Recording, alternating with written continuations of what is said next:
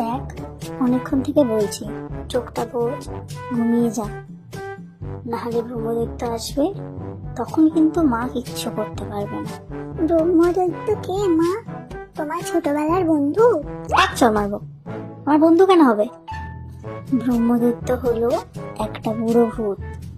এই যে গাছ, এই গাছে থাকে।